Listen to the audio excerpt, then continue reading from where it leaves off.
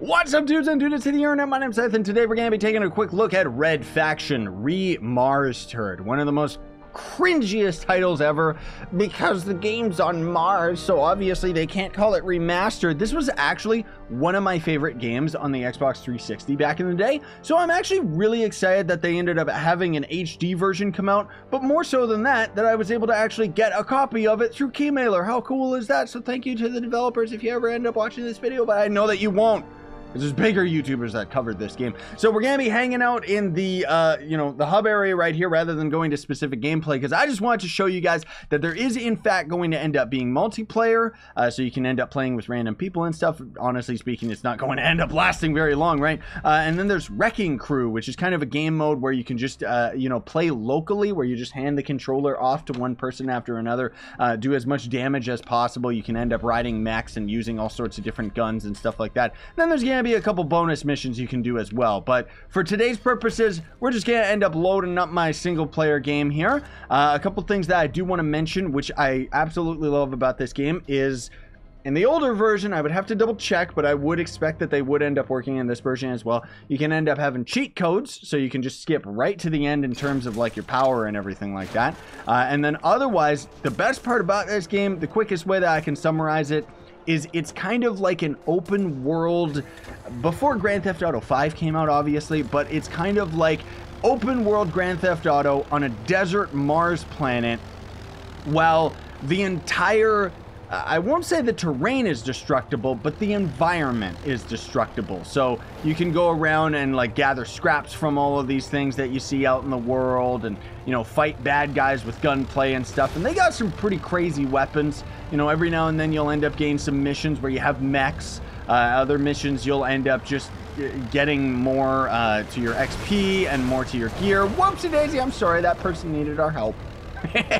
But you'll end up getting like, I don't know, like upgrading one of your weapons to like a disintegration gun. Eventually at the late game you end up getting a full-on jetpack. Your sledgehammer, which is going to be your big trusty melee weapon, is going to be the biggest thing that you're going to be using. And most of all, I like the fact that this game ends up offering you so many different ways to approach a mission. Now, the missions themselves obviously are going to be straightforward as they can possibly be, right? It's going to be like, oh, go and help these people, and if any of them end up dying, you fail and you gotta restart the entire mission. But that's perfectly fine, because when I say about the way that you can approach the mission, most of all, I'm talking about the fact that you can end up blasting your way into a building, right?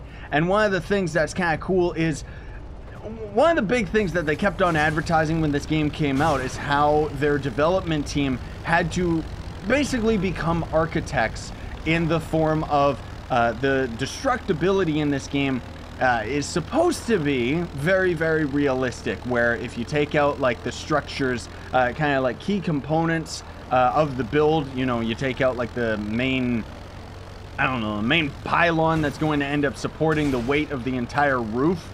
It's supposed to end up collapsing down because you end up taking away the instructional or the integrity of the building itself, right?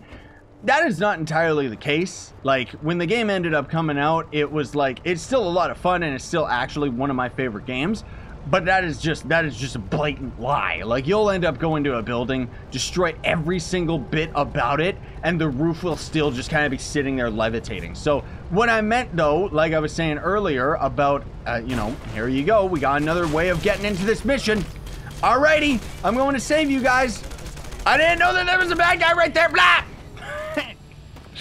Well, we ended up blasting our way right in there, and then he just shoots the other guy. See, this is what I mean, where the game doesn't really give you much in the way of like how you're going to end up actually approaching these missions. Most of all, it's just the fact that you can end up destroying the environment. And this game's pretty hard, dude. It really is. Like, I know I kind of rushed in like an idiot, but until you end up like getting some of the late game like weapons, and not to mention just like better armor in general, it's gonna be kind of tricky to actually like survive, because they start throwing like tons of enemies at you at the end game, dude, and that's where it's like you end up getting the mobility of having a jetpack, and not to mention you'll end up getting access to some certain mechs, which I wish that you could have access to those things at all time, because the mechs are definitely the highlight of this game, dude. Like, it is so cool. Now, Again, to the fact that this game kind of has a little bit more of a realistic approach to its physics. This truck that we're rocking right here, super duper slow, right? But it's a lot heavier than the other vehicle that we were using. So we can quite literally use this thing to just absolutely smash through an entire building. And there's not gonna be a scratch on it, a scratch on the vehicle, I mean. So we're gonna try and do that right now. But it's gonna be tricky to not kill any of the people that we're trying to end up rescuing. We know what room they are in, so, or we know what room they aren't in, I guess I should say, right? So hopefully this will end up working out. Let's see if we can end up getting this here.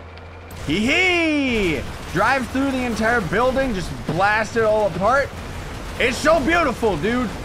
And essentially all this game is like an HD version, right? Which is perfectly fine. You know, it's not like this game needed that much work. Like, I'm just happy to have, like, a better version of it. Oh, we just killed everything, like, in 2 seconds. Now, I can kind of feel on my controller here. I like playing this game with a controller because I'm used to it.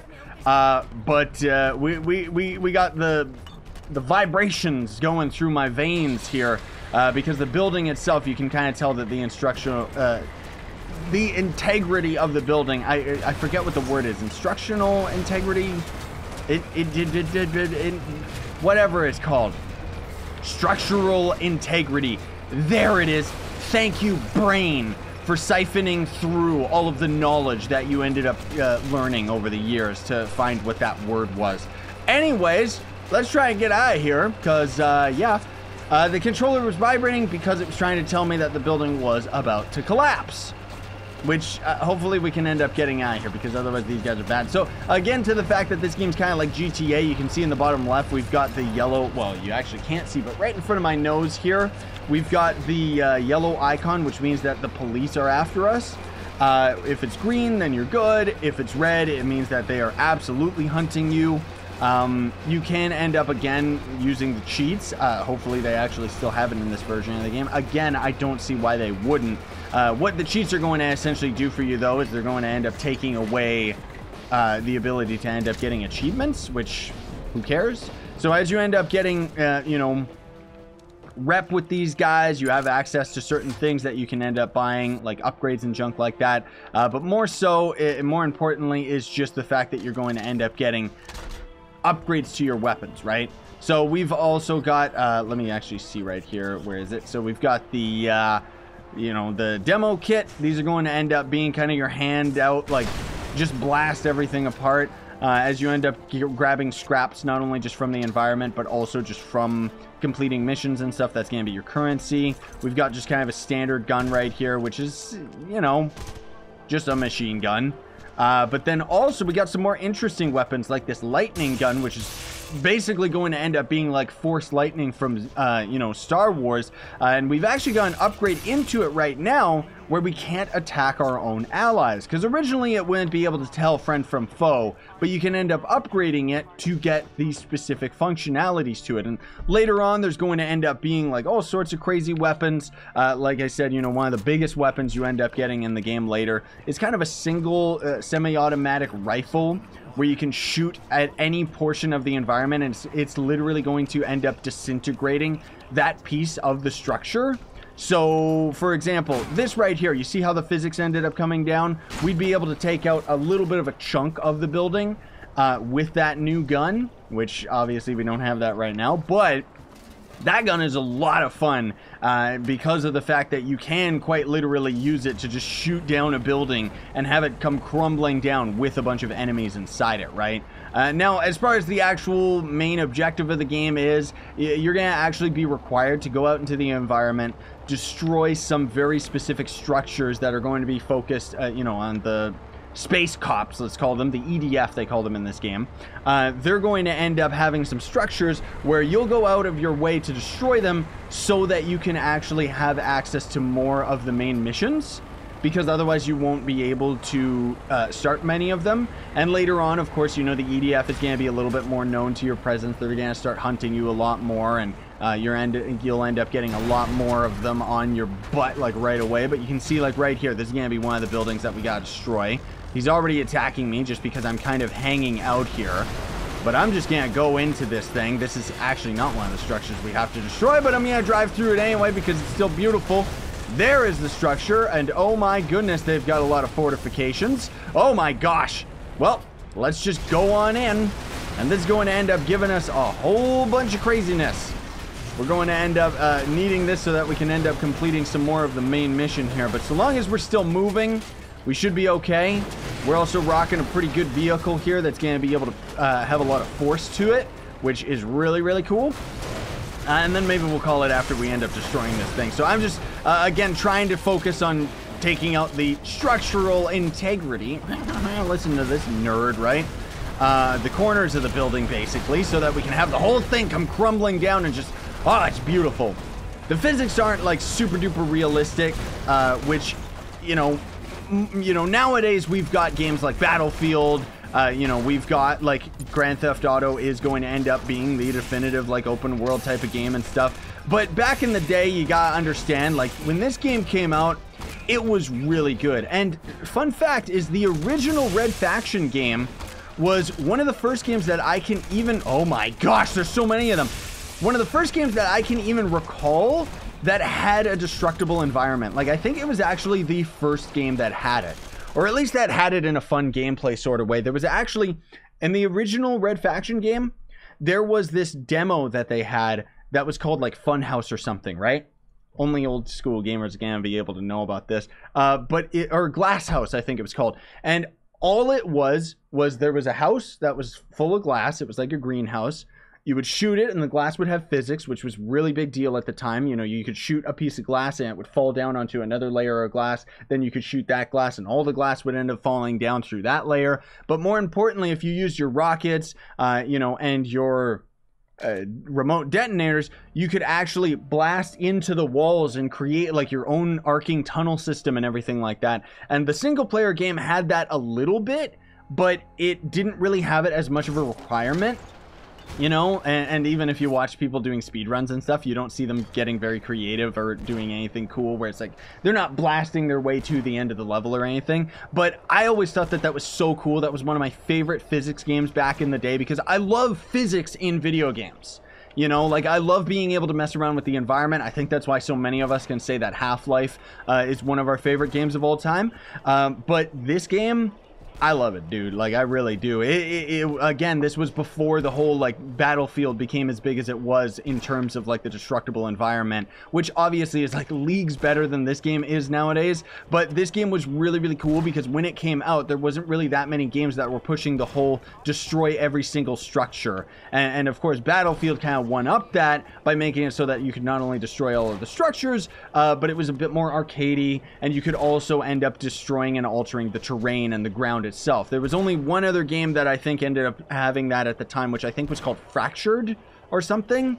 That was one of the early bird 360 games, Xbox 360 games, where you quite literally would have these grenades that would alter the terrain. So you would throw a grenade down that would raise the terrain so that you would actually generate cover for yourself, or lower the terrain to end up getting a bunch of you know, explosive barrels to fall on an enemy and stuff like that. And I don't know, I'm just getting all nostalgic with this game. But anyways, guys and gals, I don't think we need to make a longer video than that, just because of the fact that I most of all just wanted to show you a sneak peek of what this game actually has to offer, because I definitely recommend it. It's got a lot of gameplay to it. It's a very long campaign though, so you do gotta strap yourself in, and honestly speaking, it's a bit of a grind at first. When you end up getting to the later portion, oh man, does this game ramp up to 11. There's so much more complex structures, so many more different types of areas you can go to, but for the most part, the entire game is going to end up being this kind of like desert-y type of thing, right? So keep that in mind. Thanks for watching though, very much appreciated. Don't forget to like, sub, and hit that notification bell. Links down below are going to end up having, you know, I'm gonna have a link in the description to everything about this game. But if you want to support me, you can always click that join button. You'll end up getting a unique icon next to your name when you leave comments. You can also use custom emojis when I'm doing live streams and stuff. You can also buy some merch. Links are in the description for that. And if you want to support me but you don't have any money, that's perfectly fine, because we do actually have alternatives where you can end up getting some free sponsored money that you can send my way through donations, through Solidarity, as well as Gawkbox. Links are in the description for those as well. Sign on and stay epic, everybody.